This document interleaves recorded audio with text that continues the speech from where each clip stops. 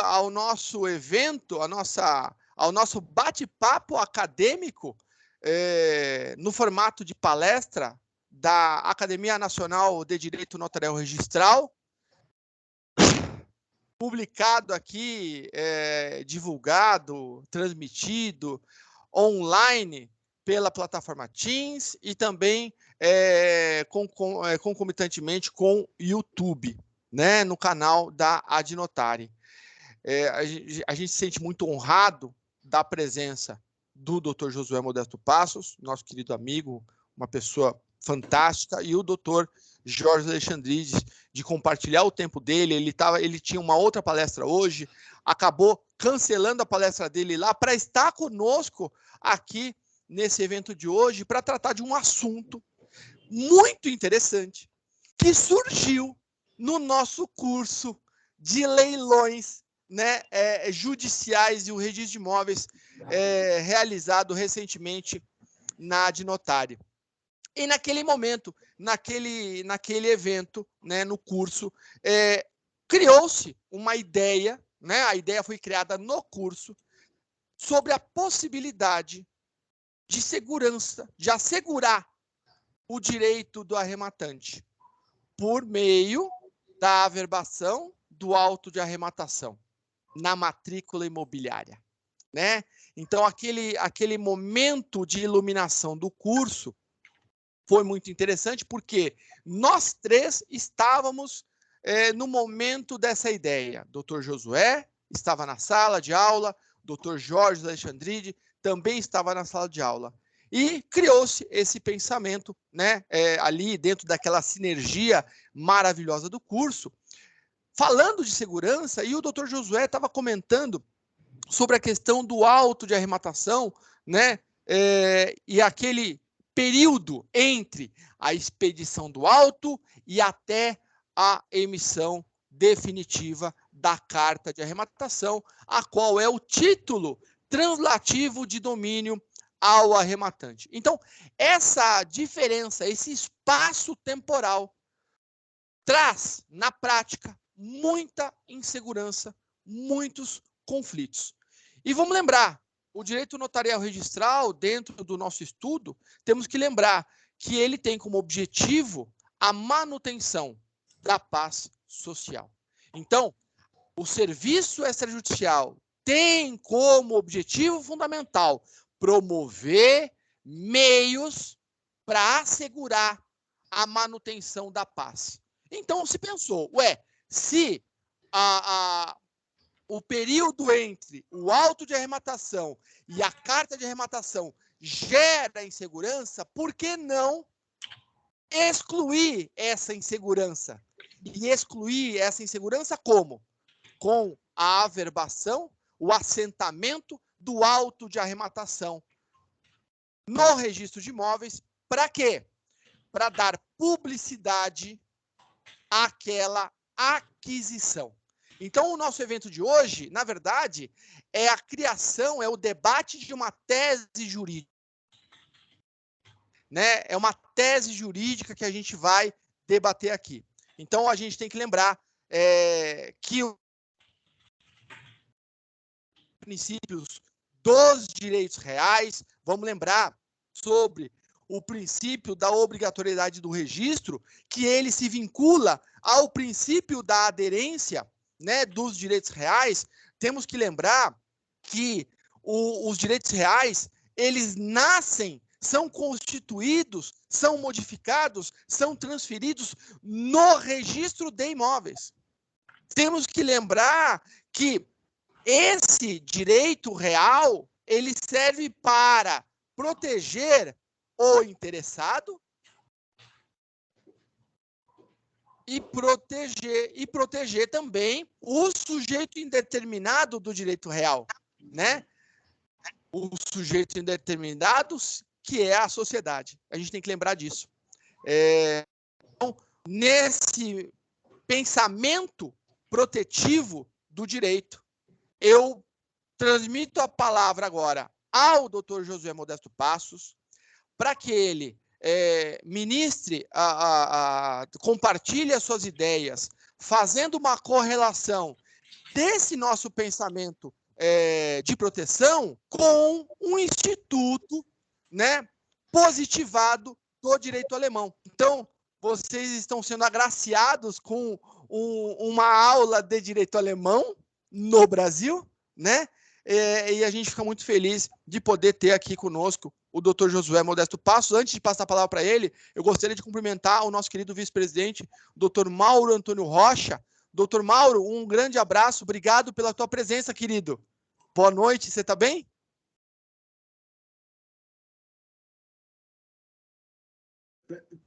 Tá sem Cortou som. aí, tá sem som. Aí, vai continuar sem som. Então, doutor Josué Modesto Passos, transmito a palavra a Vossa Excelência para que nos brinde aí com o teu conhecimento. Muito obrigado mais uma vez pela gentileza de estar conosco. Ô, doutor Josué, doutor Kiko Naga. Então, boa noite. Consegui destravar aqui o som. Tá, boa noite. É um imenso prazer, não poderia perder de forma nenhuma um evento desse, uma exposição dessa natureza e dessa profundidade, tá? Então, estarei aqui o tempo todo prestando atenção aí no assunto. Tá bom? Um abraço a todos. Um abraço. Então, boa noite a todos novamente. Eu pego o gancho aqui da introdução do Dr. Marcos. E realmente, no curso que a Ad Notari recentemente promoveu sobre o registro de imóveis e os leilões judiciais,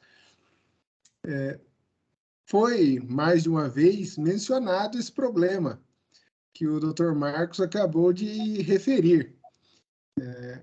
Tudo bem, é realizada a arrematação, a lei diz que o auto deve ser lavrado imediatamente, o auto é lavrado, mas isso não significa que a propriedade foi adquirida pelo arrematante, né? Como todos nós sabemos, também com relação à arrematação, vigora o princípio, ou melhor, o sistema do título e do modo. A arrematação é o título causal, mas a transferência do domínio só será produzida se e quando efetivamente essa arrematação conseguir o ingresso no registro imobiliário. E como todos nós que, direta ou indiretamente, militamos no foro e estudamos o assunto, sabemos, esse caminho, desde a lavratura do auto de arrematação até a chegada às portas da Terra Prometida, né, as portas do protocolo do registro imobiliário, isso aí pode haver 40 anos de deserto no meio desses dois pontos aí, sem que caia maná do céu, né? Pelo contrário, muito pelo contrário, vindo as pragas do Egito sobre o arrematante, impugnação, recurso, efeito suspensivo, embargos de terceiro, dificuldades para obter os documentos, né? A lavratura da carta em si mesmo, quero crer que isso é uma dificuldade que tem diminuído graças ao processo eletrônico, mas até mesmo isso pode ser um óbice considerável, conseguir a expedição do instrumento, da carta de arrematação. Às vezes, dificuldades tributárias surgem no meio do caminho. Então, enfim, quando no nosso curso lá foi mencionado esse problema, desse tempo que medeia entre a arrematação e o seu efetivo registro, eu achei muito sugestiva a ideia, porque esse é um problema que não se limita à arrematação, embora aqui no Brasil, pelas condições peculiares, possa ser especialmente agudo na arrematação, né? Mas é um problema mais amplo do registro, porque dizia agora há pouco o Dr. Marcos, realmente que beleza, que bom que o nosso direito, a nossa sociedade conta com uma instituição de segurança jurídica como o registro de imóveis, mas como chegar lá, né? Esse caminho até as portas do protocolo pode ser acidentado não só na arrematação, mas também numa negociação imobiliária mais complexa. já por uma série de dificuldades burocráticas, já por uma série de dificuldades negociais, dificuldades de toda ordem, né?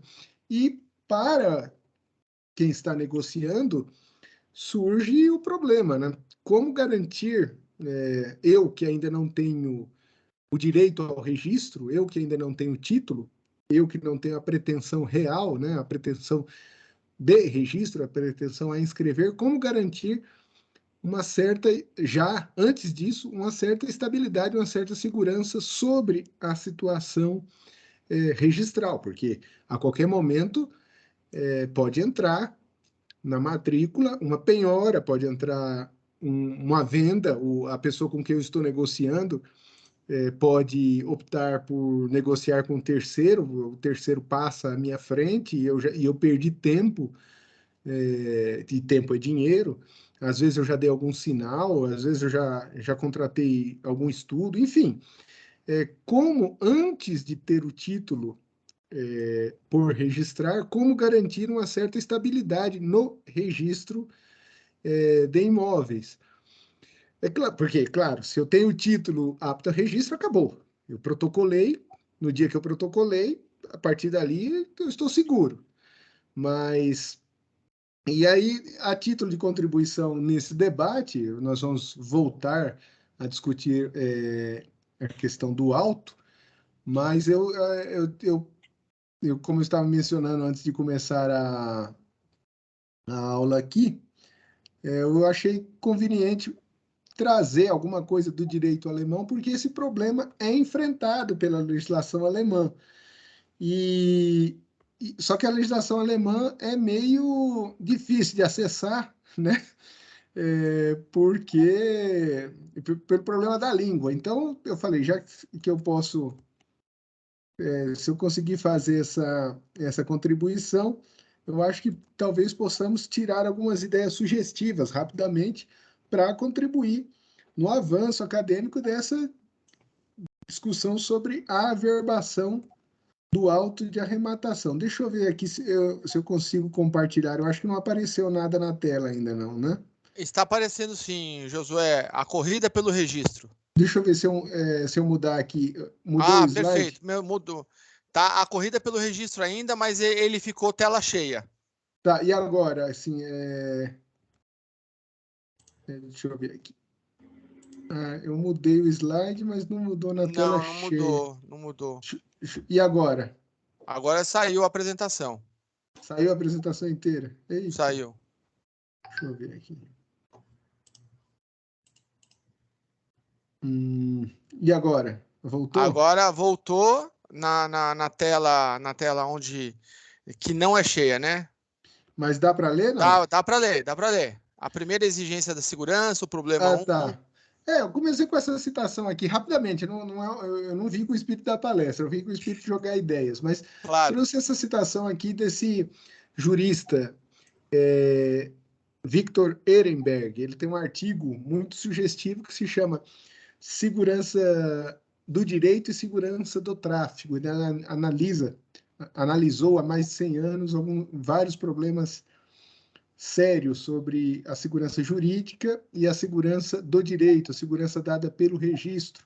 E dele, inclusive, são dele as expressões segurança estática e segurança dinâmica, né? Uhum. E ele coloca essa frase dele aqui: a primeira exigência da segurança jurídica consiste em não ser possível colocar em dúvida a existência e o conteúdo do direito.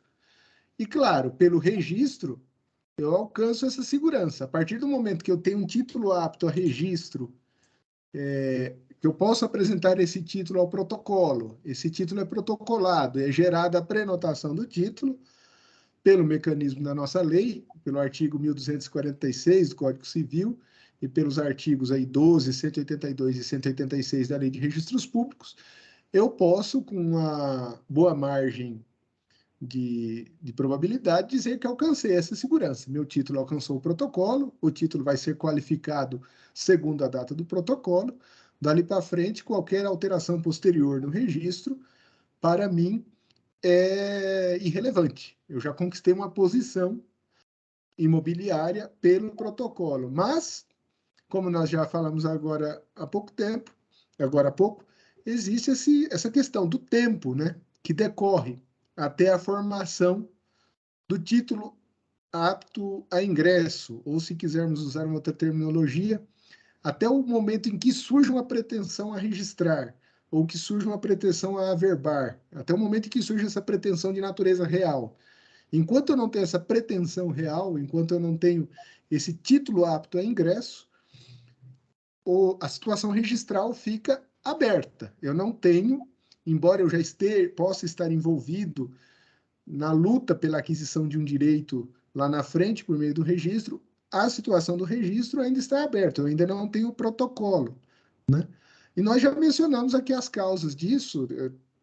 Primeiro, as dificuldades de contratação, a demora natural de uma contratação, ou a demora dentro do processo, no caso do registro da arrematação, e a própria dualidade, nós também já falamos disso. Eu preciso formar o título para ter o registro. Essa dualidade gera um tempo, gera uma segurança, mas demanda um tempo. Entre as várias soluções possíveis para isso, para dar uma proteção no registro a quem ainda não tem uma pretensão a registrar, eu não tenho título, mas quero gozar de uma proteção do registro. O Código Civil alemão, o famoso BGB, o Código Civil alemão, lá no seu parágrafo 883, ele oferece uma solução, ele oferece uma proteção no registro anterior ao surgimento dessa pretensão a inscrever. O nome desse instrumento, em alemão, se fala Vormerkung. F-O-R, em alemão, é prévio, é antes. Merkung é marcação, anotação. Eu traduzi isso por anotação prévia. Talvez a tradução mais correta fosse, inclusive, prenotação. Mas, para não fazer confusão com a prenotação do nosso direito, eu fiz uma tradução livre aí como anotação prévia. Em que consiste essa anotação prévia?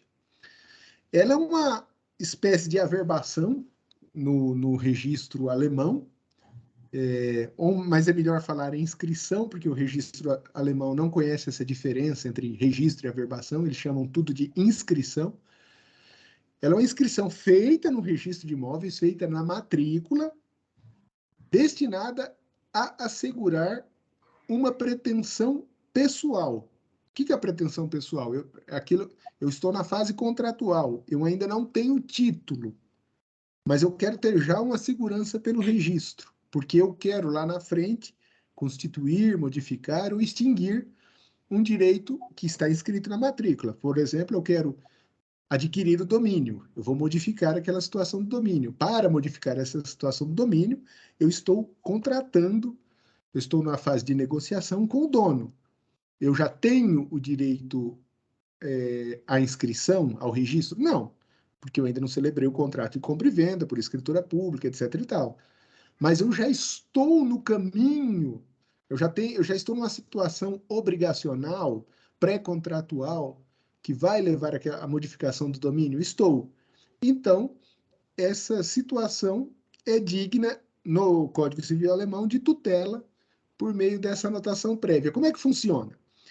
O caso mais comum de anotação prévia é a anotação prévia que visa a transmissão do domínio, né? Auflassungsvermerkung.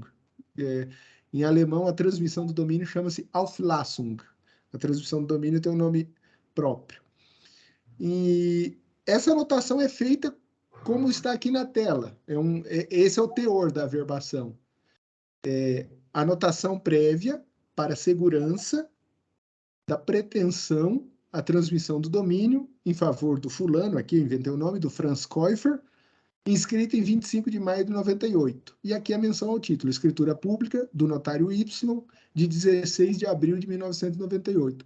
Isso aqui é anotado na matrícula, e a partir daquele momento se sabe que essa pessoa, esse beneficiário aqui dessa inscrição, que é esse Franz, aqui no exemplo, que essa pessoa, o proprietário concedeu a essa pessoa o direito de fazer essa anotação. Como é que o proprietário concede isso? Tem que ter um título. Ele vai por escritura pública, ele vai dar autorização, eu sou proprietário, vou dar ao Franz a permissão para que ele faça essa verbação, faça essa inscrição, essa anotação prévia.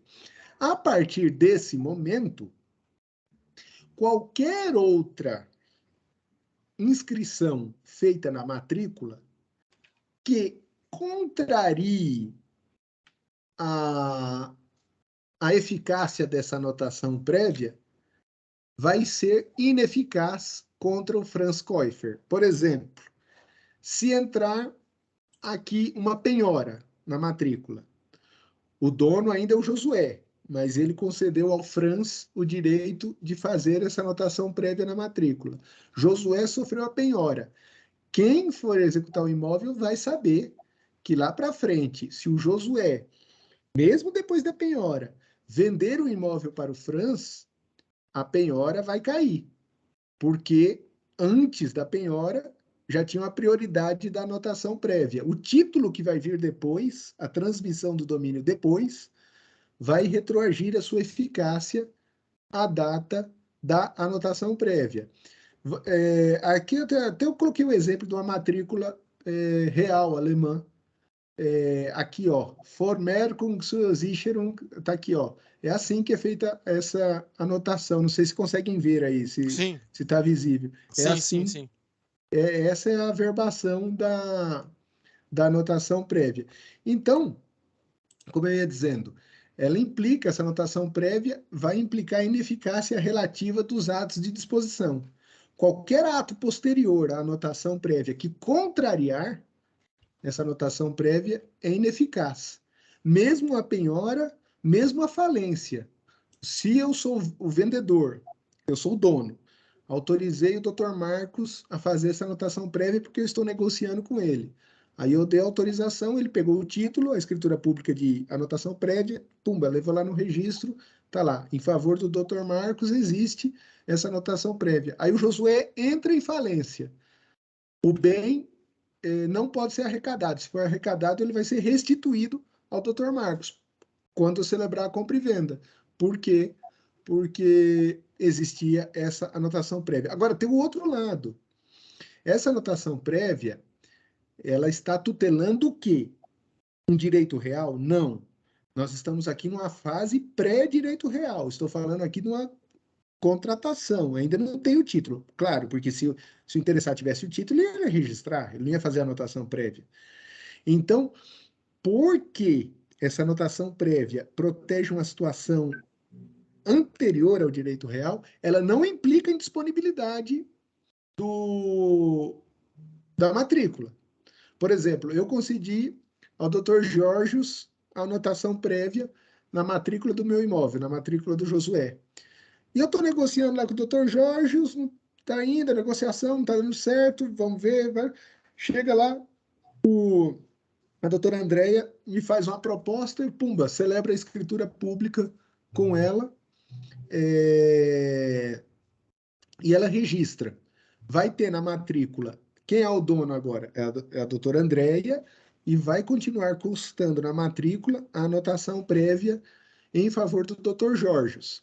Aí, o Dr. Jorgios, como é que ele vai resolver essa situação? Ele vai ter que pedir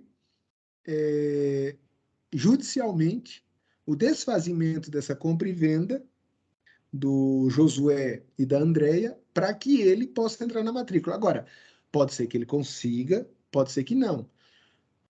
Se ele não pagou nada do preço, eu não outorguei escritura a ele e, desprezando aquela anotação prévia, vendi para a doutora Andréia, ele vai resolver isso nas perdas e danos. Afinal, ele nem pagou o preço, foi frustrada uma pretensão pré-contratual dele, mas ele já tem perdas e danos. Agora, imagine o caso em que ele tem a escritura, não registrou, tem a anotação prévia e eu vendo para a doutora Andréia. Opa, aí é diferente. Se ele tem a escritura e depois o Josué fraudulentamente vendeu para a doutora Andréia, aí sim, aquela anotação prévia vai fazer com que a escritura do Dr. Jorgios prevaleça sobre a da doutora Andréia. a segurança não é absoluta. A eficácia dessa anotação prévia, ao final, vai depender do grau em que já tinha chegado aquela negociação. Lembre-se sempre que nós não estamos tutelando uma situação já em que houve a formação do título. Geralmente, ela está tutelando uma situação anterior. Mas qual que é a vantagem dessa anotação prévia? Como eu disse, ela protege contra penhora, protege contra falência, e, claro, a partir do momento que eu tenho o título, no dia que eu levar esse título, ele vai prevalecer sobre registros posteriores, né? É o que eu falei aqui. A anotação prévia não impede o ato de disposição, mas se houver o ato de disposição, o titular da anotação prévia, conforme o caso, tem o direito de exigir o cancelamento da inscrição do ato de disposição que o prejudicou. Aqui eu coloco um exemplo. Ó. A vendeu seu imóvel a B e permitiu, em favor de B, a inscrição de uma anotação prévia de transmissão. Ok? B não levou a escritura ao registro. Ele teve a escritura, pagou o preço, mas demorou para levar ao registro. O A, então, se aproveita e vende o imóvel a C. O C leva a escritura a registro e é inscrito como dono. O B pode exigir contra o C, então, o cancelamento da inscrição como dono? Pode. Por quê? Porque a alienação feita em favor do C contraria a eficácia da anotação prévia da qual gozava o B. Vejam aqui que interessante. Isso não se resolve administrativamente. Por quê? Porque se existe anotação prévia em favor do B, mas a venda é feita ao C, o registro está correto. O A era dono, vendeu ao C, tudo bem. Por quê? Porque a anotação prévia não implica bloqueio da matrícula, não implica indisponibilidade.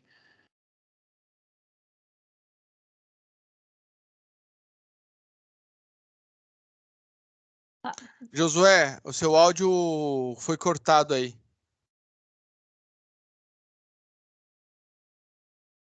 Então, está sem áudio, Josué. Ah, perdão, voltou? Voltou, agora sim. Mas foi muito, não? 15 segundos. Ah, tá. Não, voltando aqui, o que talvez fique um pouco obscuro aqui nesse instituto. O instituto, ele se destina a dar uma segurança a uma situação prévia ao direito real. Por isso, ele não implica uma indisponibilidade. O titular continua podendo dispor. Porém, se ele dispuser e a ato de disposição contravier essa anotação prévia, o titular da anotação prévia pode tentar fazer prevalecer o seu título. E veja, isso aqui que é importante também. Não cabe ao registro de imóveis ficar averiguando a situação jurídica daquela negociação, objeto da anotação prévia. Isso vai ser resolvido fora do registro. Se o titular da matrícula vende o imóvel a despeito da existência da anotação prévia, o registro de imóveis está correto. Ele era dono e vendeu, e quem ingressou é dono. Agora, então, não cabe ao registro de imóveis, diante da reclamação do titular da anotação prévia, desfazer, porque não é um caso de retificação, não há erro na matrícula. Mas, fora do registro, o titular pode fazer prevalecer o seu direito. Veja, como o registro aqui alemão, ele joga com essas coisas. Eu tenho a anotação prévia, mas debaixo dessa anotação prévia pode ter uma série de situações. Pode ter só uma fase pré-contratual, ou pode ser alguém que tem um título e não levou a registro. Então, isso vai ser resolvido lá fora do registro. Você tem uma segurança, se você, dependendo do ponto que a sua negociação chegou, você vai ser resguardado, mas Isso é uma questão que vai ser resolvida fora do registro. Por enquanto, do ponto de vista formal, o registro está correto. É uma coisa bem abstrata, mas o registro de imóveis alemão é bem abstrato mesmo. Josué, Diga, Marcos. posso tentar trazer isso para a nossa realidade? Não, a exposição acabou. Era só que mas assim, antes, doutor Marcos, se alguém quiser fazer uma pergunta, não sei se ficou claro o mecanismo da coisa aqui. E essa anotação prévia, eu dei o exemplo do domínio, mas pode ser uma anotação prévia de hipoteca, para garantir o grau da hipoteca, para garantir o primeiro grau da hipoteca. Sim. Pode, enfim, para uma série de outras situações. Eu vou tentar, eu acredito, eu vou afirmando e aí você vai me cortando. Quando você comenta sobre a anotação prévia, me parece essa anotação prévia um instituto muito parecido com o nosso direito real à aquisição previsto lá no 1225, inciso 7º do Código Civil. E eu vou falar por quê. Eu tive uma consulta há alguns anos atrás, já há bastante tempo atrás, uma consulta de um escritório de advocacia que advogava para uma empresa loteadora.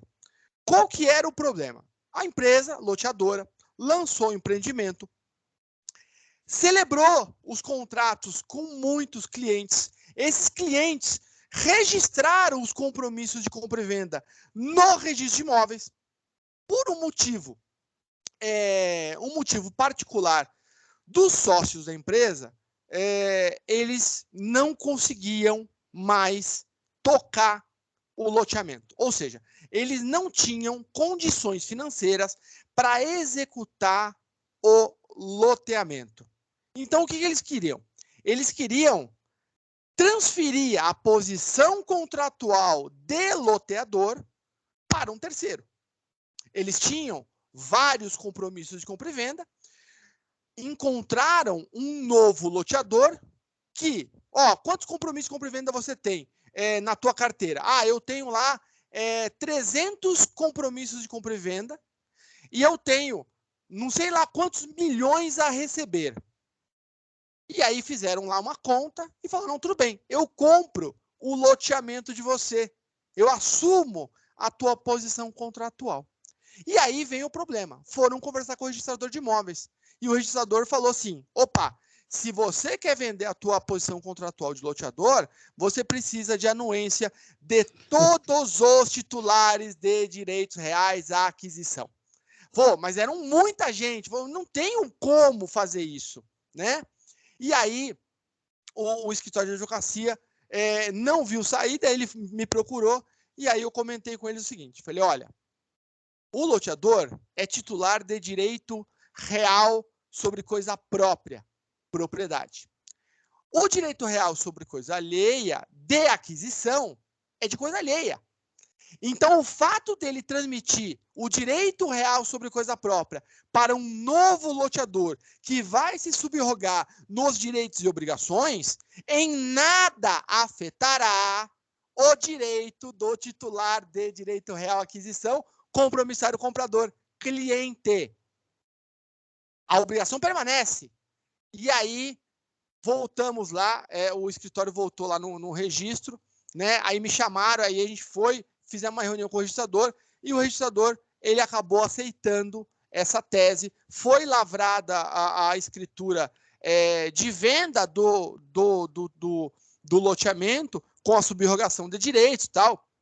Foi uma operação bastante interessante, foi registrado, e os direitos reais à aquisição constituídos nas matrículas foram respeitados. Então, quando o doutor Josué ele começou a comentar sobre a anotação prévia, imediatamente, doutor Josué, eu me lembrei de dois institutos que também trazem a mesma ideia de proteção, que são o artigo 35, parágrafo 4º da Lei de Incorporação.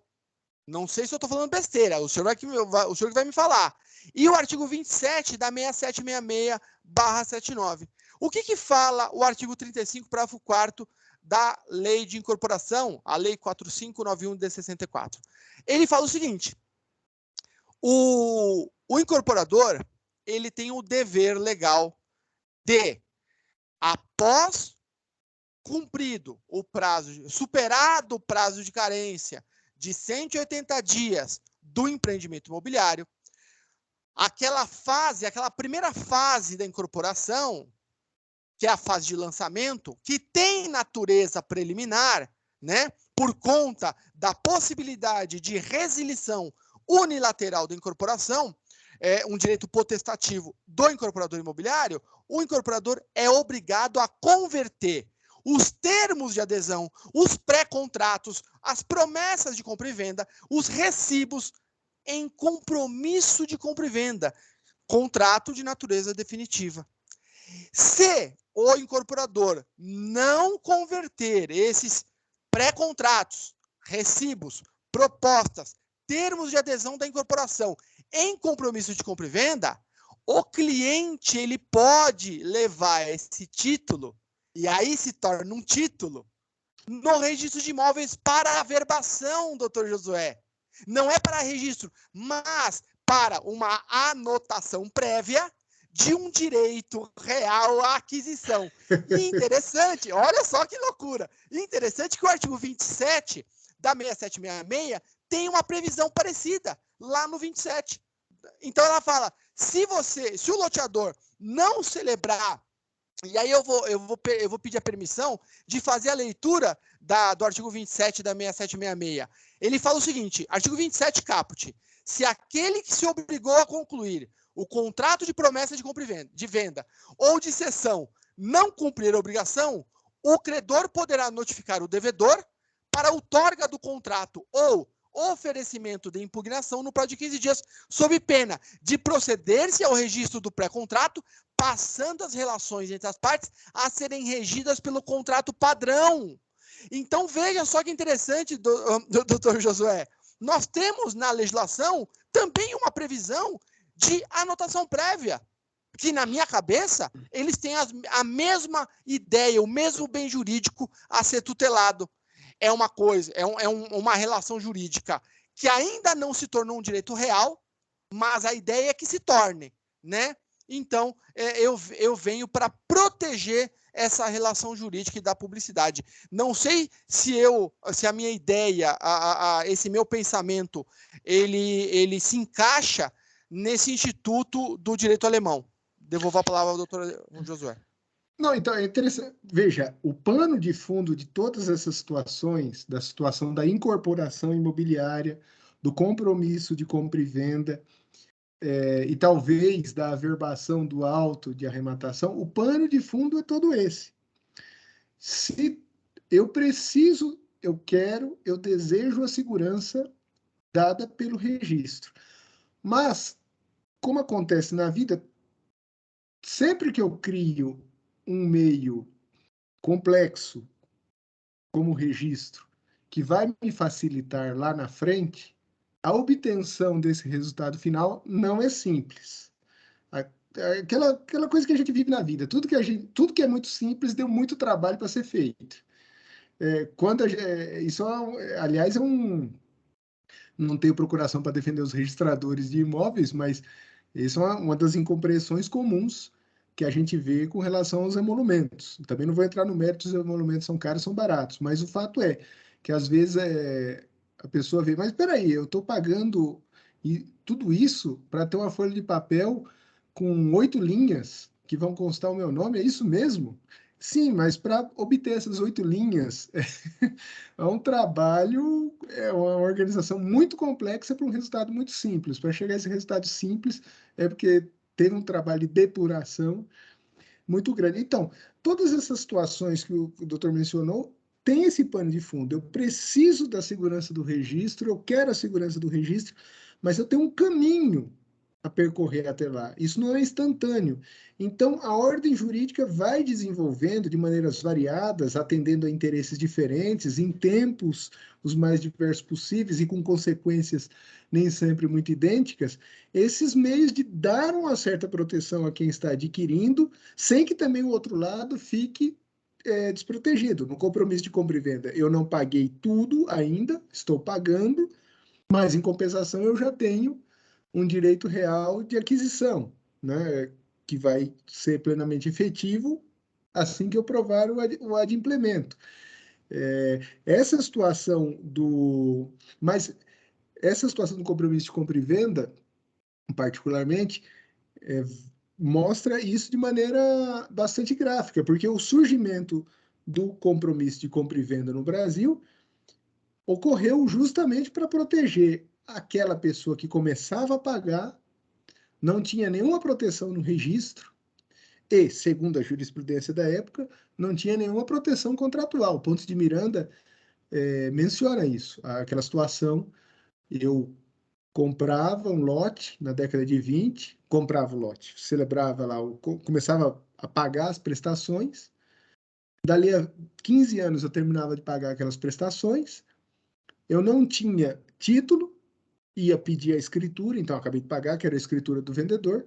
Nesses 15 anos, aquela região do objeto do loteamento já estava urbanizado, o imóvel já havia sido valorizado muito mais, não havia correção monetária e o vendedor invocava o artigo 1089 do Código Civil e falava dos contratos que exigem forma pública, antes da celebração da forma pública, qualquer um pode se arrepender. Devolvia o dinheiro sem correção monetária, recebia um imóvel valorizado, que tornava a colocar à venda.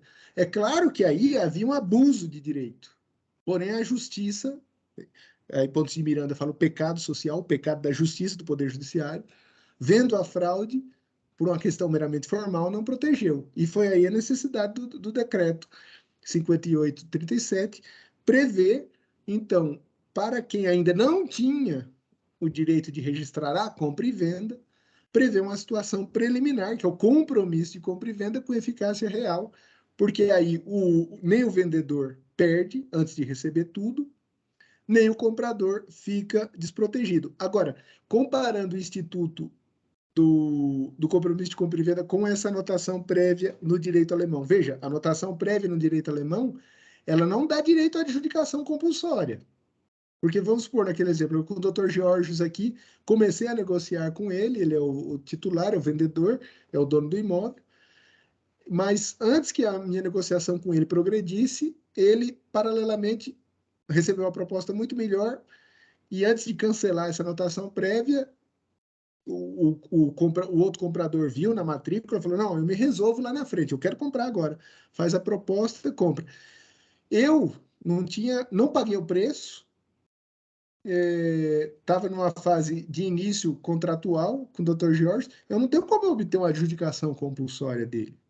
Eu vou obter perdas e danos, tal, um cumprimento de um dever pré-contratual, talvez, vamos ver como isso vai se resolver. Ao contrário do compromisso de compra e venda. O compromisso de compra e venda gera no sistema brasileiro, ele já gera um direito real a adquirir e vai permitir a adjudicação compulsória. Na anotação prévia, e não existe esse direito, não existe um direito à adjudicação compulsória decorrente dela. Ela protege aquela posição, uma fotografia do registro naquele momento. Depois do que acontecer, vai ter que ser discutido na justiça e tal. Eu tenho uma posição favorável, mas não tenho uma posição tão definitiva quanto o compromisso de compra e venda.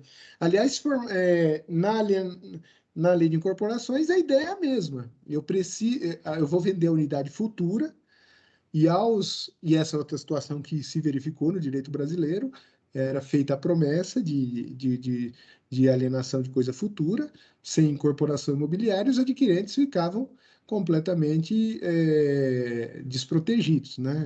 Lançavam-se empreendimentos, inclusive inviáveis, só com a ideia de pegar os tolos mesmo e captar a boa vontade daquelas pessoas e receber algum número de parcelas e depois deixar os adquirentes a ver navio. A incorporação imobiliária veio suprir essa situação de segurança. Mas, novamente, nós temos aqui por trás essa situação de que eu tenho uma demora, uma dificuldade natural ou patológica de chegar no registro, né? E aqui, A doutora, agora, Renata Ruiz, nossa amiga aqui de Tapetininga, está fazendo uma pergunta aqui ao doutor Kikunaga. Esse exemplo do doutor Kikunaga da alienação do domínio gravado com direito real de aquisição, dá para fazer na incorporação imobiliária também, ou incorporador? Claro, ele pode alienar o domínio, quem receber vai receber com, vamos dizer assim, o ônus da incorporação imobiliária que está registrada na matrícula justamente para ser oposta a quem comprar e a quem vender, né? Doutor Josué, e eu vou passar a palavra para o doutor Jorge Alexandrides para que ele faça as suas considerações sobre essas questões que a gente levantou. Doutor Jorge Alexandrides, por favor. Opa, boa noite a todos. Bom, primeiro, brilhante a explanação do doutor Josué, que realmente identificou uma similitude de necessidade nossa com uma aplicação já concreta no direito alemão.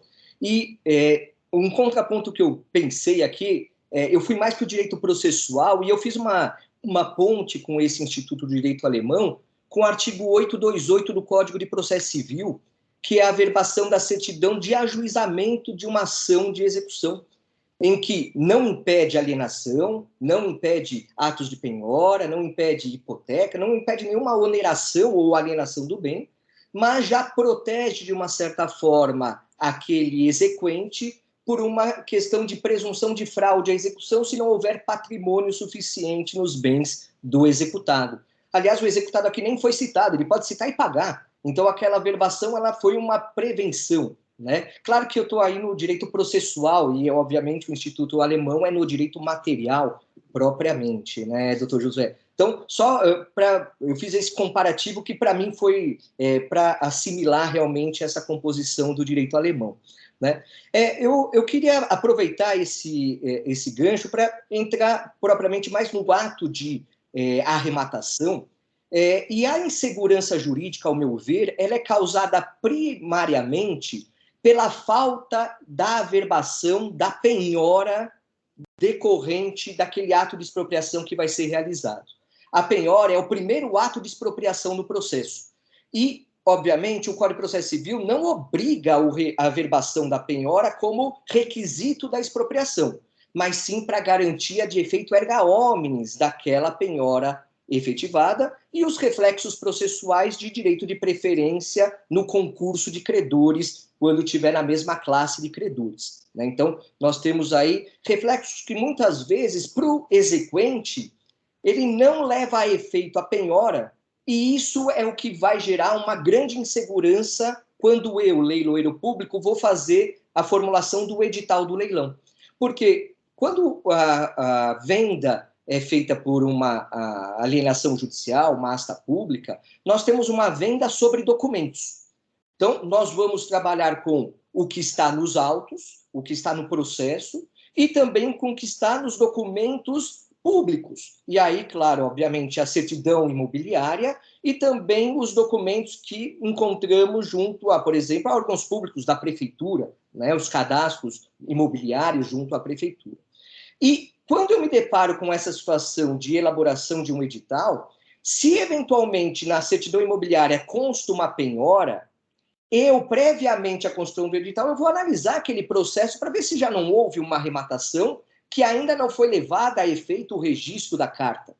Porque isso, para mim, geraria uma necessidade, como auxiliar da justiça, de levar o conhecimento do magistrado que me nomeou para falar o seguinte: excelência, olha, você me mandou fazer o leilão desse imóvel, mas eu observei que na Justiça do Trabalho, naquele processo tal, foi evidenciada uma arrematação não levada ainda a efeito com o registro da respectiva carta. E isso vai gerar o quê? Um pedido de esclarecimento no que eu chamo de saneamento da execução. Então, eu faço um saneamento da execução. Mas se não está averbado na matrícula do imóvel a penhora, eu, leiloeiro, eu não tenho a obrigação de fazer uma pesquisa ampla e restrita completa para saber se existem ou não ações que foram promovidas em face do executado que geraram penhora, ainda que não levadas à averbação na matrícula imobiliária. Né? Então, a venda sob documentos me limita a essa análise. né? Então, esse é um problema, é o primeiro problema da insegurança jurídica frente à arrematação. Até porque, se eu sou, vamos pensar o seguinte, eu estou fazendo um leilão e tenho um interessado em arrematar. Ele vai ler o edital, e o edital tem que ter todos os ônus gravames que constam na certidão imobiliária, que constam nos autos, e ele vai ter a noção, opa, peraí, esse imóvel já está penhorado no processo tal. Porque entre a elaboração do edital do leilão e a realização do leilão, corre-se 5, 6 meses, eventualmente, uma média, tá? Claro que tem às vezes mais, às vezes menos. E esse fator tempo faz com que o edital ele esteja naturalmente desatualizado quando do ato da expropriação propriamente, que é o leilão realizado, o fim do leilão realizado. Então, é importante que o interessado em arrematar analise o edital, a matrícula do imóvel, os autos do processo, e se identificar que existe uma penhora na matrícula, ele vai ter que analisar os autos do processo daquele juízo para verificar se houve ou não arrematação, até mesmo posterior ao edital que eu apresentei, porque não havia essa realidade. E é claro que o arrematante ele tem que ter um cuidado até um pouco mais amplo, que é justamente de buscar as certidões do executado, e aí ele vai ter, como se faz na questão de uma compra e venda entre particulares, a evicção, ela é prevista na arrematação. Né? O próprio Código Civil, lá no 447, que trata da evicção, estabelece que ela se estende também a aquisição em asta pública. Então, os cuidados do arrematante são os mesmos cuidados que devem ser promovidos frente à aquisição de um bem entre particulares, com uma segurança jurídica um pouco ou muito maior, no meu ver. Por quê? O leiloeiro público, por disposição do decreto que regulamenta a profissão, o decreto 21.381 de 1932, né, que foi recepcionado pela Constituição Federal, o STF já tem decisões nesse sentido, dessa recepção. O que ele estabelece? Que o leiloeiro público, quando exerce a sua atividade, e eu vou fazer ipsis literis com o texto da lei, artigo 19 do decreto 21.981 de 1932, ele exerce a atividade com fé de oficiais públicos. Olha que importante isso. Tudo que eu faço, e aí até além do judicial, né, como eu sou um auxiliar da justiça, então, ainda que o leilão seja extrajudicial, uma alienação fiduciária em garantia que levou à consolidação e ao necessário leilão, ou mesmo uma alienação por leilão de um bem particular qualquer, o leiloeiro público tem fé de oficiais públicos, tem fé pública. Ou seja, isso garante publicidade, isso garante autenticidade dos atos do leiloeiro público, isso garante segurança jurídica e eficácia jurídica para tudo que o leiloeiro faz. Olha só como a gente consegue, só desse ato, respingar numa qualidade do auto de arrematação, e aí, quer seja judicial, quer seja extrajudicial, claro que o judicial tem mais força, é o que a gente está tratando muito mais aqui, né? Mas a força de fé pública do ato do leiloeiro quando realiza a expropriação a mando de um comitente, judiciário ou, eventualmente, um credor, em razão de uma alienação fiduciária ou mesmo de um proprietário de um bem particular. Então, esse é um ponto bem interessante para a gente caminhar na formação desse auto de arrematação, que vai ter, e é até interessante, o Tribunal de Justiça teve em alguns provimentos passados a dispensa da assinatura do juiz no auto de arrematação.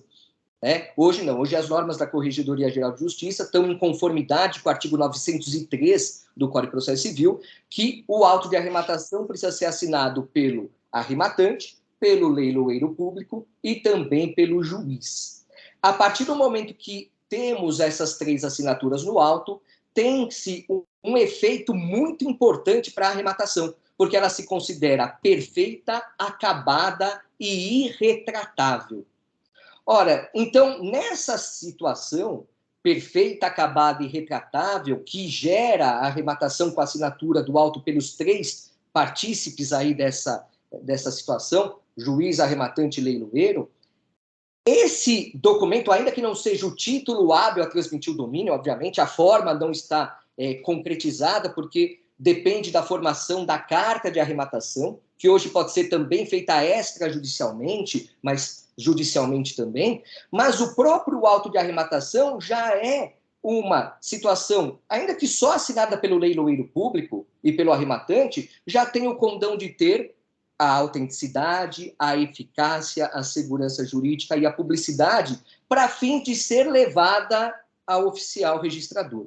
E como que eu crio essa situação? E aí acho que a gente pode pensar, é claro que eu não enxergo na Lei de Registros Públicos, lá no artigo, se eu não me engano, 167, que trata dos registros e averbações, eu não enxergo um rol exemplificativo, tá? Me corrijam se eu estiver errado, mas para mim é um rol taxativo. E dito isso, o oficial de registro ele tem limitações na análise do título para fins de averbação ou registro, obviamente. Mas existe uma disposição na Lei de Registros Públicos que eu acho que a gente pode abrir a porta para uma aplicação desse entendimento da lei alemã sobre essa anotação prévia, que é o artigo 167, inciso 2º, que trata das averbações, na sua linha 12. Tá? Eu vou fazer aqui a leitura para ficar claro para todos que estão nos ouvindo. A linha 12 do artigo 167, inciso 2º, fala das decisões, recursos e seus efeitos que tenham por objeto atos ou títulos registrados ou averbados. Opa, o auto de arrematação não é um efeito da penhora averbada? A penhora formalizada, claro, quando ela foi levada à verbação no registro imobiliário. Então, aqui, em decorrência daquela averbação da penhora, o efeito dessa penhora é expropriação. Se o efeito da penhora é expropriação, o auto de arrematação compõe o efeito dessa expropriação que é decorrente da penhora. Então, seria passível de averbação o auto de arrematação por essa linha de raciocínio? Talvez seja um caminho, tá? Talvez seja um caminho. Mas eu acho que aqui a gente tem um trabalho, aqui, Kikunaga e Dr. Josué, eu acho que a gente tem um trabalho de fundo, depois dessa nossa palestra, de criar um projeto de legiferenda para que justamente seja incluída no rol de averbações, né, a viabilidade do auto de arrematação.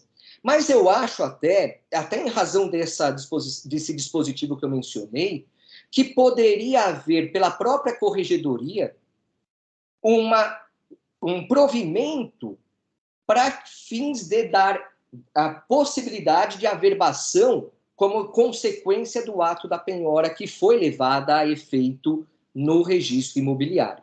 Tá? Então, eu tenho essa concretização prática do ponto de vista do que nós temos de realidade. Obviamente, eu acho que se a gente puder ter uma tradução e adequação, como o Dr. Josué trouxe para nós, do direito alemão, né, do parágrafo 884, se eu não me engano, do Código Civil Alemão, com vistas a deixar por escrito no ordenamento essa viabilidade, é o caminho mais adequado. Né?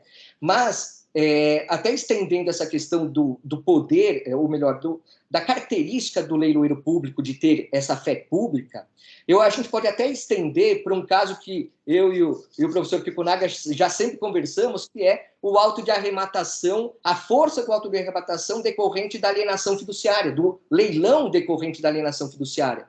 Ora, se eu tenho todas as características como leiloeiro que o oficial, que o notário, né, tem para lavrar uma escritura de compra e venda, o auto de arrematação no extrajudicial também tem força de levar a transmissão do domínio, né? Porque eu tenho justamente a autenticidade, a segurança jurídica, a publicidade e a eficácia do ato decorrente da lei, né? Então, eu coloquei essas posições aqui, complementando tudo que o Dr. Josué trouxe, que realmente, se nós tivermos possibilidade de pegar esse dispositivo da lei alemã, do Código Civil alemão, e adaptar a essa nossa realidade, transmutando como se fosse esse artigo 828 do Código de Processo Civil, que já fala da averbação da certidão de ingresso de uma execução, que é muito semelhante no âmbito do processo judicial, né? Nós teríamos um caminho muito bem avançado Por quê?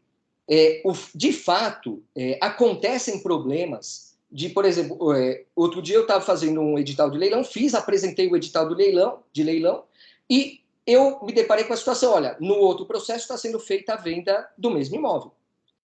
Não é impeditivo, não há um impedimento de eu realizar o edital de leilão pelo fato de ter outro edital já em curso. Mas eu apresentei esse fato para a juíza na oportunidade com o edital. Na oportunidade, o que ela fez? Em vez de ela aprovou meu edital, beleza? E aí depois o que acontece? Quando eu faço as comunicações obrigatórias, eu como leiloeiro, eu vou naqueles autos que tem a penhora, eu vou lá e peticiono ciência do edital de leilão que está ocorrendo, para que os credores daqueles autos tenham a cientificação, né? Para que eu consiga gerar proteção para todos. Porque o meu objetivo é a validade do leilão e aquela máxima, se eu não vendo, eu não recebo. Se não é válida a venda, eu tenho que devolver o dinheiro que eu recebi, né? Então, eu preciso me cercar da maior gama possível de possibilidades de me proteger. Porque eu me protegendo, não só a minha responsabilidade decorrente da minha profissão, mas eu protejo e dou uma validade mais forte para a arrematação que o terceiro vai fazer. Porque ele vai olhar o meu edital e vai me ligar e falar assim, e aí, vale a pena comprar esse imóvel?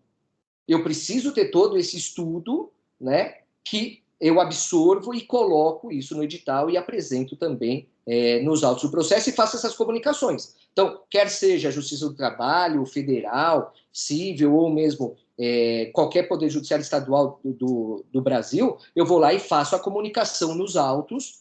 Para quê? Para que justamente isso, não só o edital, porque o edital, claro, tem aquela formalidade, né, de dar publicidade e efeito para todos, mas para dar aquele conhecimento específico para cada um dos credores, até para que eles possam se habilitar no concurso de credores, mas que para qualquer um terceiro que eventualmente tenha já arrematado naquele processo e que eventualmente, porque às vezes, infelizmente no Brasil, tem autos físicos ainda, muitos autos físicos.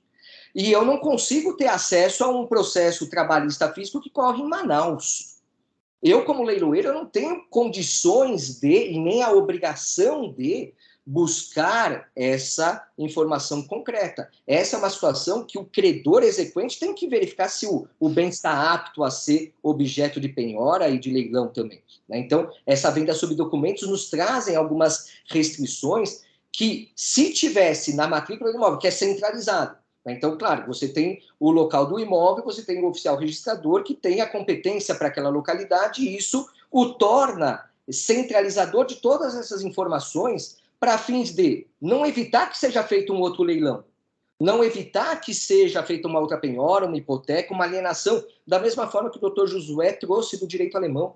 Quer dizer, o fato não há impedimento com relação a atos de disposição ou oneração de bens, mas os efeitos dessas alienações ou onerações, penhoras, hipotecas, indisponibilidades, falência, ficam sujeitas aos efeitos da anotação prévia que acaba repercutindo os efeitos, que é aquele efeito de ex tunc, porque quando o ato se convalida lá na frente, ele retroage seus efeitos ao momento da anotação prévia. Não é isso, doutor Josué? Justamente isso é a garantia do efeito ex tunc do ato futuro à anotação prévia que foi promovida. Então, eu quis trazer aqui algumas elucidações muito mais formalizadas com relação a segurança jurídica que o leilão judicial traz, ou do leilão em geral traz, em razão das prerrogativas e em razão também da responsabilidade e atuação do leiloeiro público no caso concreto. Dr. Jorge Alexandrides, obrigado por essa contribuição. A gente tem que lembrar, você comentou sobre as questões de insegurança, né, das penhoras concorrentes, né, das penhoras que seguem de forma paralela em juízos distintos. E a gente tem que lembrar, e isso também a gente abordou no curso, inclusive foi um grande motivador para essa discussão da insegurança, que é o descumprimento, né, doutor Josué, do princípio da unitariedade matricial. A MP 1085/2021 havia revogado o artigo 169, inciso 1 da Lei dos Registros Públicos. Porém, a Lei 14.382 voltou atrás. Ou seja, eu tenho um imóvel em uma determinada circunscrição imobiliária, onde ele está lá registrado sob transcrição e matrícula, porém, a lei estadual já determina a nova competência territorial a um novo oficial de registro. Vamos imaginar que esse imóvel já foi objeto de abertura de matrícula em nova circunscrição. Porém, o oficial da nova circunscrição não comunicou a abertura da matrícula daquele imóvel na nova circunscrição. Então, eu vou ter o quê? Eu vou ter um imóvel, o mesmo imóvel, com um assentamento em uma circunscrição e o mesmo imóvel na circunscrição atual. Vossa Excelência, doutor Alexandrides, credor do proprietário primitivo, penhora aquela matrícula ou aquela transcrição. Porém, no novo imóvel, né, você também tem um outro credor que penhorou o proprietário atual. Então, você tem penhoras ali concorrentes sobre o mesmo bem, sobre titulares distintos, né? Olha a confusão que vai dar esse troço. E aí vem de quem que é a culpa dessa confusão? E, na minha visão, é do registrador de imóveis. Então, a lei atual que determina a remissão recíproca da abertura e evidentemente, a comunicação no oficial anterior para encerrar aquela matrícula, e vamos lembrar, as averbações poderão ser realizadas ainda na circunscrição anterior. Porém, mas eu preciso anotar isso na matrícula anterior. Ó, já abri matrícula na circunscrição atual, para não gerar insegurança jurídica, porque vai continuar gerando insegurança. E essa omissão dos registradores, ela sempre ocorreu e por descumprimento do princípio maior do sistema registral brasileiro, que é a unitariedade matricial. Então, a unitariedade matricial já determinava a comunicação de encerramento do assento anterior na circunscrição anterior. Olha a confusão. Então, é muito interessante essa nossa conversa.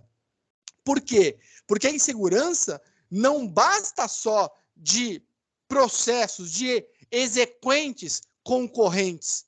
Também temos o problema dos assentos concorrentes, das matrículas concorrentes. E a gente precisa acertar isso, né? A gente precisa acertar isso. E, evidentemente, com a contribuição do Dr. Josué, com essa ideia, esse instituto da anotação prévia do direito alemão, muito nos serve. E eu fico pensando, doutor Josué e doutor Alexandrides, que o auto de arrematação não seria nem caso de averbação, mas seria caso de registro. Para quê? Para criar o direito real à aquisição, doutor Josué. Devolvo a palavra para Vossa Excelência para falar sobre esse assunto. Não, mas o doutor Jorge... E depois a gente abre para o doutor Pedro, que ele levantou a mão. Ele levantou a mão aqui. Mas as duas situações, a primeira narrada pelo doutor Jorge, a segunda agora trazida pelo doutor Marcos, mostram bem, de novo, por pano de fundo, os terríveis problemas que decorrem da falta de publicidade adequada. Existe uma falta de publicidade adequada quando eu não sei onde o imóvel está, e aí se geram cadeias filiatórias distintas, como também, o Dr. Jorge lembrou muito bem disso aí, existe um problema de falta de publicidade quando, no processo civil brasileiro, se admitem, sobre o mesmo imóvel, diversas execuções concorrentes. Isso aqui é uma coisa importante da gente lembrar que, infelizmente, o Código de Processo Civil 2015 não mudou, e essas coisas, é muito difícil mudar essas coisas, porque são 2000 anos de mentalidade, não mudou essa realidade no nosso processo de execução. Por quê? Porque, assim como acontecia no direito romano, assim como aconteceu no direito da Idade Média, assim como aconteceu no direito português e no direito brasileiro do século XIX e do século XX, a execução sobre móveis é tratada da mesma forma que a execução sobre imóveis. O que eu quero dizer com isso? Nós não temos no Brasil, no âmbito judicial, uma execução imobiliária. Nós temos a execução por quantia certa contra devedor solvente. E nessa execução podem ser penhorados bens móveis ou imóveis.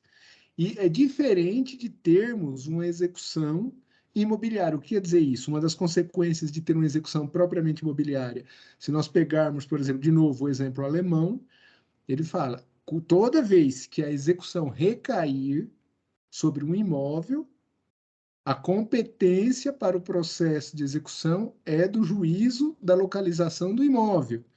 E o juízo no qual foi distribuída a primeira execução, foi feita a primeira penhora, vai ter uma força, vai ter uma prevenção desse juízo. Eu não posso mover uma execução em Belém do Pará para penhorar um imóvel em São Paulo. O credor vai ser obrigado a mover essa execução no foro do imóvel, se fosse na Alemanha, porque aí você concentra tudo em um juízo que vai ser capaz de organizar o concurso de credores, vai ter condição de colocar no edital todas as execuções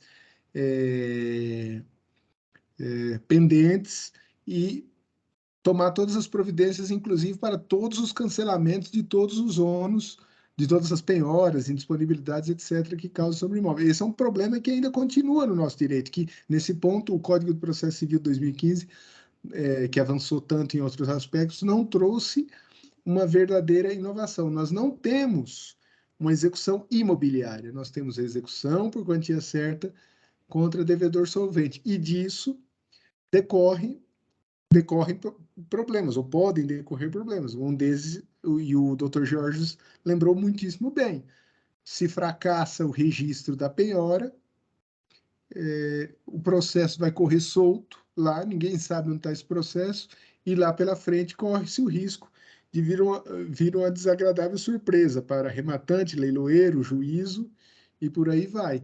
Então, esse é um problema sério. A lei alemã fala que o despacho que ordena a execução tem que conter, a execução imobiliária tem que conter a ordem de penhora. No ato que despacha a execução. Por quê? Porque existe execução imobiliária. A execução é movida contra o imóvel. Mas a mentalidade lá é outra também. A mentalidade lá é o seguinte: a hipoteca. É fazer valer a hipoteca. Só que eles têm essa percepção. Sem uma execução adequada, se você permite que a execução tenha todas essas vicissitudes que tem no Brasil, se a execução não tem força, a execução hipotecária não tem força, não existe hipoteca. A alienação fiduciária, está aqui o doutor Mauro Antônio, que não me deixa mentir, a alienação fiduciária só sobrevive no Brasil porque a execução da alienação fiduciária é muito forte, até violenta demais em determinados aspectos. Mas, vai lá, com os seus problemas, funciona, né? O que não houve com a execução hipotecária. Estou certo ou estou errado, doutor Mauro? Tá absolutamente certo. Eu queria só fazer uma observação oportuna, né? Vocês falavam então das dificuldades, né, enfrentadas em busca da segurança, né, do negócio jurídico e tal. E eu queria dizer a vocês uma coisa que me foi dito hoje por um advogado de uma grande incorporadora. Ele disse assim: mas uma hora vocês vão ter que se atualizar, porque nós já temos hoje na legislação a certidão de situação jurídica, que resolve todos esses problemas. Não é? E Então, eu queria passar isso para vocês, né? Vocês um dia vão ter que se atualizar como eu, porque a certidão de situação jurídica vai resolver todos os nossos problemas. Quer dizer, é uma nova nomenclatura de uma certidão ainda mais resumida, né? Muito mais resumida que a certidão de inteiro teor, e que é enfiada na lei e colocada como uma solução para todas as dificuldades, para todas as inseguranças jurídicas. Não é? E aqueles interessados nisso vêm e jogam na nossa cara como se a gente fosse desatualizado, não soubesse da existência dessa certidão e que basta exigir essa certidão para resolver qualquer problema. Mas é isso. É vendido como panaceia, né? Mas não é bem assim. Mas quem que levantou a mão e está esperando faz tempo aí? Doutor Pedro Souza. Doutor Pedro Souza, você abaixou a mão, querido. Desculpa, cansou de ficar com a mão levantada. Desculpa. Doutor Pedro Souza está por aí?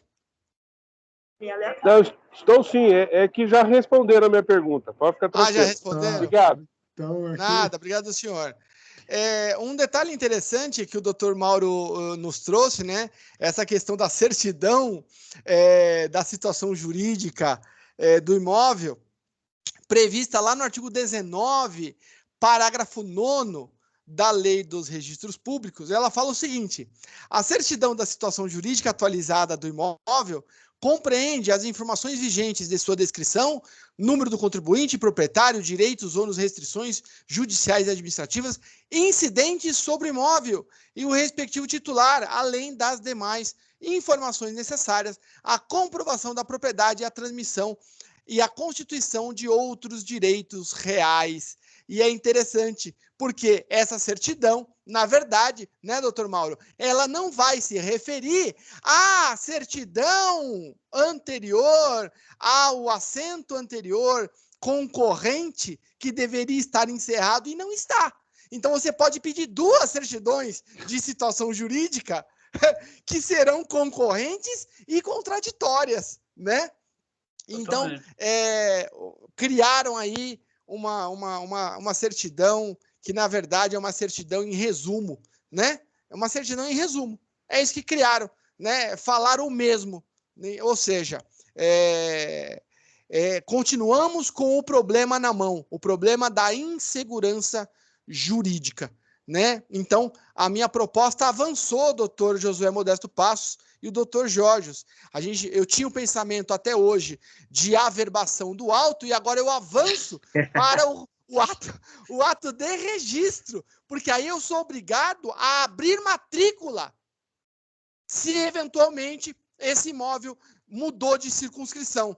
Então, fazendo isso, evidentemente, eu altero e tento assegurar melhor os direitos do arrematante. Então, para a gente encerrar, devolvo a palavra para o doutor Jorge Alexandrides, para ele fazer as suas considerações finais, e a gente encerra com o nosso doutor José Modesto Passos. Doutor Jorge, por favor. Bom, primeiro que eu acho que esse evento e os eventos que a Adnotare faz, e o mérito é todo seu, meu amigo Kiko Naga, tem esse condão de abrir a mente, né? E o doutor José muito bem falou no início da sua fala, aqui não tem certo ou errado, não estou defendendo que eu estou certo, que o doutor José está errado, não. Nós estamos, ou doutor Kiko Naga, nós estamos levantando hipóteses e buscando construir um pensamento acadêmico, e a gente sabe que a evolução do direito parte da academia.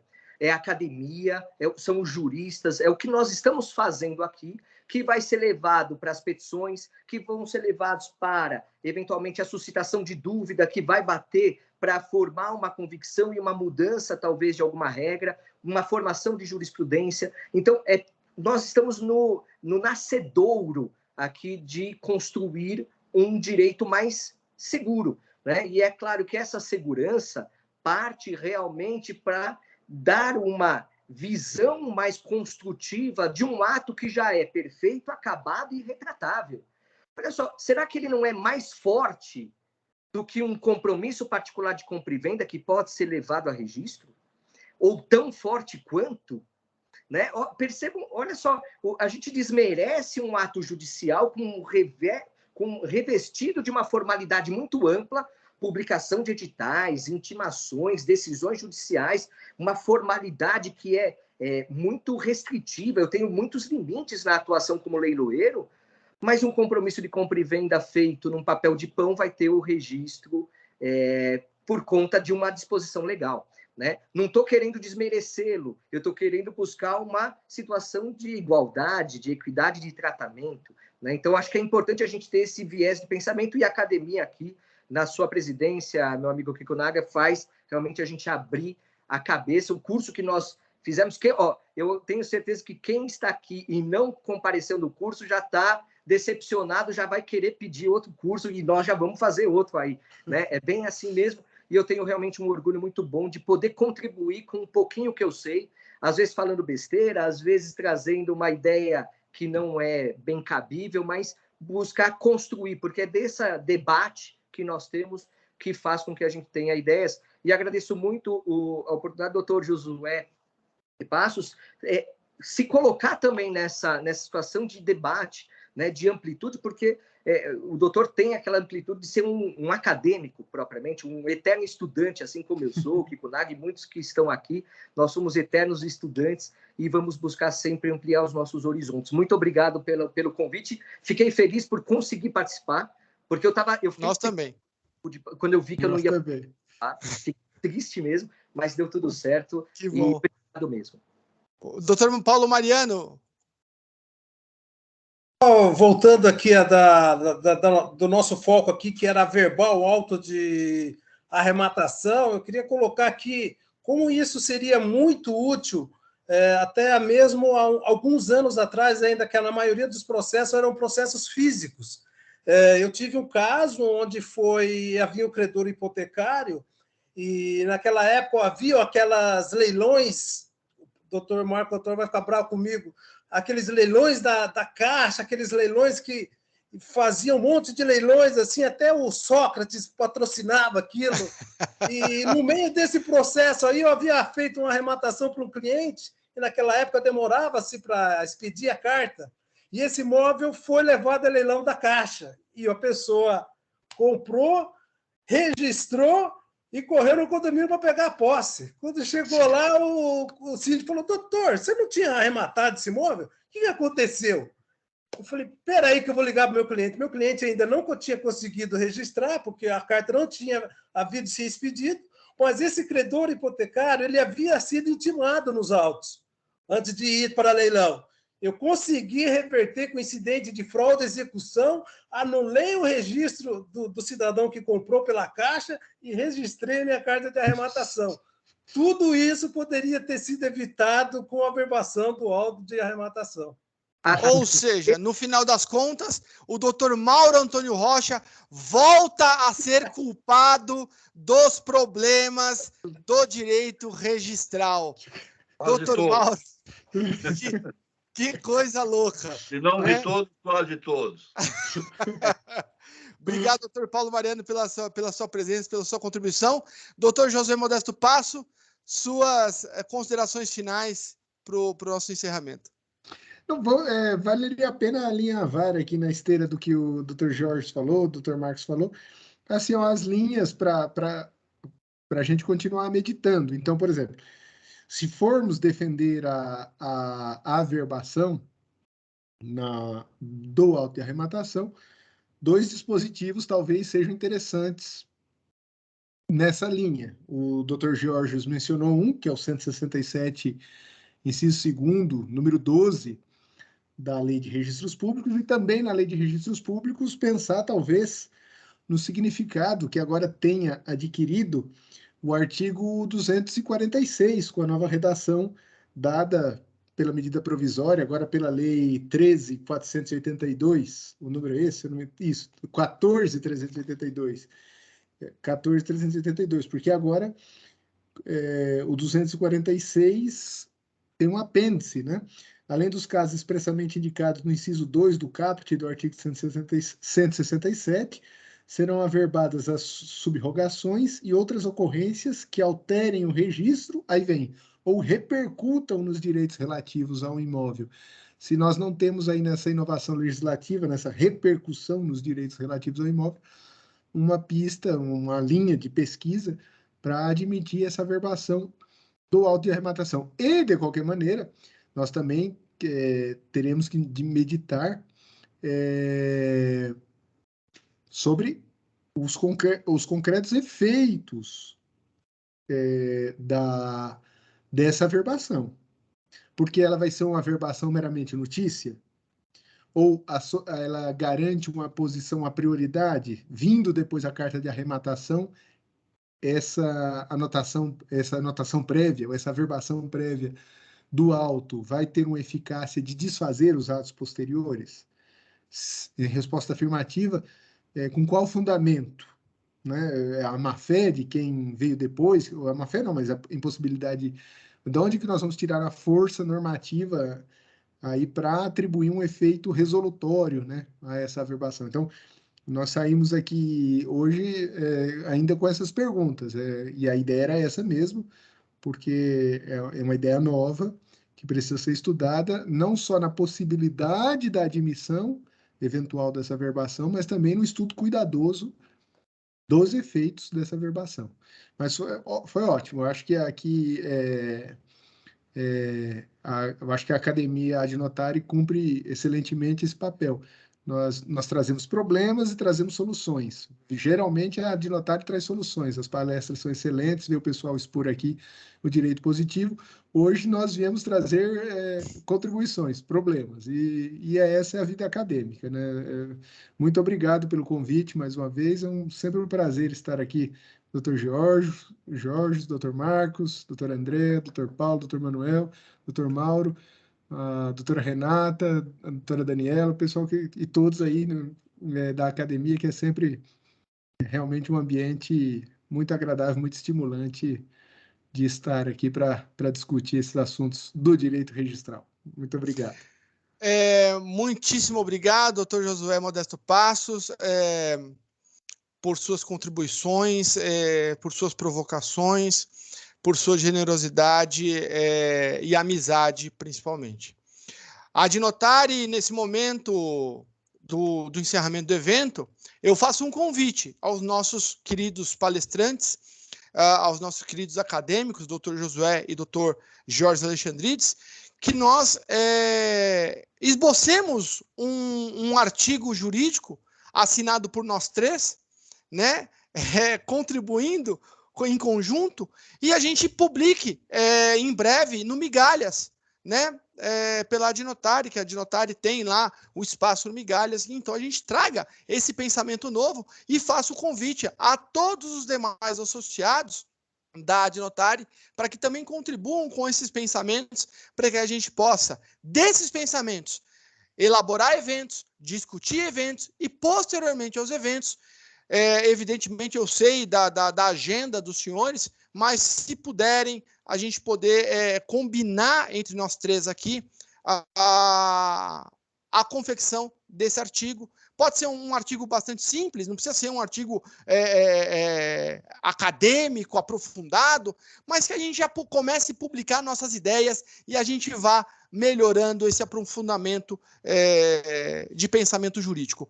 Um grande beijo e abraço a todos vocês, meus amigos, os quais eu nutro um carinho e um amor enorme por vocês. A doutora Andréia ergueu a mão, hein? Sim, oi, doutora Andréia. Olha, rapidamente, a gente sabe que está terminando o evento, claro, parabenizar a todos pelo excelente evento.